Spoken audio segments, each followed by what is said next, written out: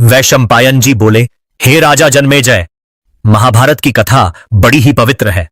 इसके श्रवण करने से पापों का नाश हो जाता है। सर्वप्रथम आदि पर्व है। इसके श्रवण पान से मनुष्य को यम का त्रास नहीं होता। जो फल एकादशी का व्रत करने से होता है, और जो फल भूमि का दान करने से होता है, जो फल करोड़ों कन्यादान का होता है, और जो फल सब तीर्थों के करने से होता है, जो फल यज्ञ और धर्म करने से होता है, वही फल महाभारत के सुनने से मनुष्य को प्राप्त होता है। जो मनुष्य महाभारत की कथा सुनता और कहता है, उसके निकट पाप का प्रवेश नहीं होता। जो फल संग्राम में प्राण त्यागने से होता है, वह फल श्री महाभारत के सुनने से होता है, क्योंकि महाभारत की कथा का प्रवेश बड़ा ही पुण्यदायक है। इससे हे राजन, इसे बड़ी सावधानी से सुनिए, क्योंकि इसमें प्रवेश करने से पापों का सर्वथा ही नाश हो जाता है तथा मनुष्य की आयु बढ़ती है। यदि क्षत्रिय सुने तो वह सुमार्ग को ग्रहण करे तथा इससे मनुष्यों में ज्ञान का प्रकाश होता है, और अंत में वह मनुष्य परमपद अर्थात मोक्ष का लाभ प्राप्त करता है। जय श्री राम। महाभारत की इस कथा में आप सभी का हार्दिक स्वागत है। जिस महामुनि व्यासदेव ने भगवान के चरित्र को जाना था, उन्हीं ऋषि के मत से धर्म स्वरूप राजा जन्मेजय के अवतरण को कहता हूं। एक समय राजसभा में जब व्यास मुनि आए तो राजा जन्मेजय ने उनकी पूजा की और पूछा कि आपने तो कौरव पांडवों के पुरुषार्थ का सभी महाभारत देखा है, किस प्रकार उन 5 ने 100 कौरवों को मारा था, और भी जो वंश के चरित्र हैं। हे महामुनि व्यास जी, आपकी कृपा से सुनने से चित्त का शोक दूर हो। व्यास जी ने राजा से कहा, वैशंपायन हमारा शिष्य है, वही इस अपार चरित्र को कहेगा। यह कहकर व्यास मुनि तो वन में चले गए और वैशंपायन ने आकर कथा सुनाई। उन्होंने पहले वंश का विस्तार कहा, जिसमें अनेक प्रकार के राजा हुए। श्री कृष्ण के पुत्र मारीच, मारीच के सूरसभा, सूरसभा के सूर्यावतार नामक पुत्र हुआ।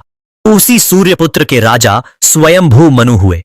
स्वयंभू के पुत्र नक्षत्रपति, नक्षत्रपति के बुद्धिमान, बुद्धिमान के अनुपम हुए, जिसकी वेद पुराणों ने प्रशंसा की। फिर अनुपम के पुत्र राजा नहंस, नहंस के पुत्र संजति और संसार हुए। परंतु जब संजति के ये पुत्र जगत में मर गए, तब संजति के अनुपम पुत्र हुए। फिर संजति के एक पुत्र प्रहजमा हुआ, जिसने जगत में बड़ा संचार किया। हे राजन, अब उसकी बात सुनिए। उसके भोज नामक पुत्र हुआ। उस भोज के एक संत अवतारिक पुत्र कुमार भरत नामक हुआ। उसके मज्जमीड और उसके ब्रह्मा नामक पुत्र हुआ। उसी समय विष्णु तनया सत्यवती से राजा शंतनु हुए। उन्हीं के कुमार विचित्र वीर्य हुए, जिससे पांडु ने अवतार लिया। उन्हीं पांडु के अर्जुन नामक पुत्र हुआ, और अर्जुन के पुत्र गुणों के धाम अभिमन्यु तथा अभिमन्यु के पुत्र परीक्षित हुए, जिनके तुम पुत्र हो। इसी प्रकार राजा शंतनु का वंश विस्तार हुआ। ये सभी महाबली हुए, जो नित्य नीति विचार कर राज्य करते थे। उनके अधमा नाम की रूपवती पटरानी रही, जो बखानी नहीं जाती। एक समय राजा शंतनु शिकार को गए थे, तो ब्रह्मा शंतनु के घर गए। ब्रह्मा ने रानी के पास जाकर अनेकों प्रकार से काम का सुख लिया, और जब भोग करके ब्रह्मा चले गए, तब शंतनु घर आए। रानी ने सब बात राजा से कही, जिसे सुनकर शंतनु को अपार क्रोध आया। स्त्री जानकर वध नहीं किया, परंतु उससे संगति अर्थात प्रसंग त्याग दिया। रानी बहुत लज्जित होकर गंगा जी में प्राण त्याग कर गई। पहले वशिष्ठ जी वैकुंठ में रहते थे। वहां रहने वाले 8 वसुओं ने वशिष्ठ जी की गऊ को चुरा लिया, जिससे क्रुद्ध होकर ऋषि ने उन्हें शाप दे दिया कि तुमने अपनी ही गौ को चुराया है, अतः तुम सब मनुष्य जन्म को धारण करो। तब देवताओं ने गंगा को बुलाकर शाप का कारण कहकर समझाया, ये 8 वसु तुम्हारे ही गर्भ से उत्पन्न होकर मुक्ति पाएंगे, इसलिए तुम मनुष्य का रूप धारण कर अवतार लो और 1 वर्ष तक गर्भ में रहकर जन्म लो। गंगा ने संसार में मनुष्य रूप धारण किया। उन्होंने पति के लिए राजा शंतनु को चुना।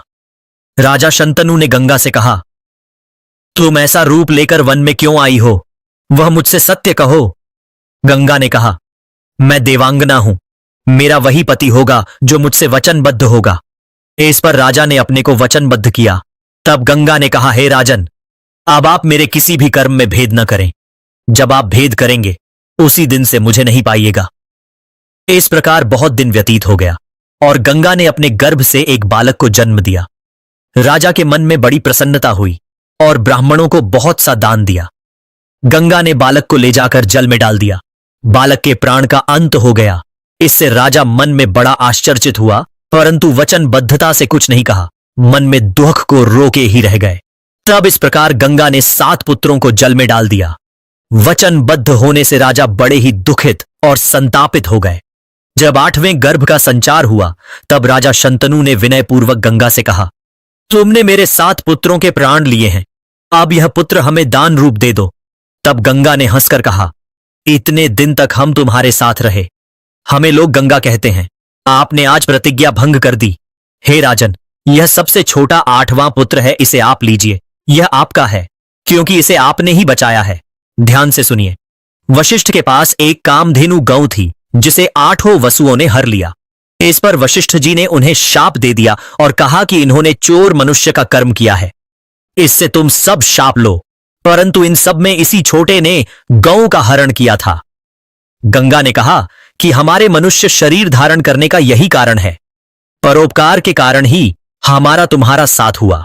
फिर गंगा ने पुत्र को गोद में लेकर स्वर्गलोक की यात्रा आरंभ कर दी। वहां इंद्र, वरुण, यम, अग्निदेव के पास जा उसे दिक्पालों से मिलाया। इस प्रकार देव समाज में जाकर गंगा ने कहा, यह मेरा पुत्र है, इसी से आप सबका दर्शन कर रही हूं, कृपा कर इसे आशीर्वाद दीजिए। हे देवताओं, आप इसे संग्राम में अजेय होने का वर दीजिए। सब देवताओं ने कहा, जब तक इसके हाथ में अस्त्र रहेगा, तीनों लोकों में कोई इसे जीत न सकेगा। तब गंगा ने लौटकर शंतनु के पास जाकर बहुत समझाया और एक कंकण दिया, जिसे हर्षित शरीर से राजा ने ले लिया। गंगा ने कहा, हे राजन, जिसके दोनों हाथ बराबर हों, उससे ब्याह कर लेना। तब यह कहकर गंगा जी अंतर्धान हो गईं। जब वह बालक 5-7 वर्ष का हुआ, तब परशुराम जी के पास पढ़ने गया। परशुराम जी ने उसे राजनीति आदि की सब विद्या पढ़ा दी। बहुत से अस्त्र शस्त्र सिखाकर उसे अपने ही समान धनुर्धर बना दिया। वैशंपायन जी कहते हैं, जब इस प्रकार भीष्म जी विद्या पढ़कर आ गए, तो महाराज शंतनु का मन प्रसन्न एवं निश्चिंत सा हो गया। हे राजन, आगे की कथा सुनिए। जैसे सत्यवती के गर्भ से व्यास मुनि का अवतार हुआ। इस कथा के श्रवण से मनुष्य के पापों का नाश एवं अंत में मोक्ष पद की प्राप्ति इस महाभारत कथा का पवित्र फल है। हे राजन, गोविंद अर्थात भगवान श्री कृष्ण जी के गुण अपरंपार हैं। श्री महाभारत में वर्णित आदि पर्व का पहला अध्याय समाप्त। दोस्तों, अगर वीडियो पसंद आया हो तो वीडियो को लाइक करें और कमेंट में जय श्री राम लिखें। इससे आगे की कथा हमारे अगले वीडियो में आएगी। इसी प्रकार के और वीडियो देखने के लिए चैनल को सब्सक्राइब करें। धन्यवाद।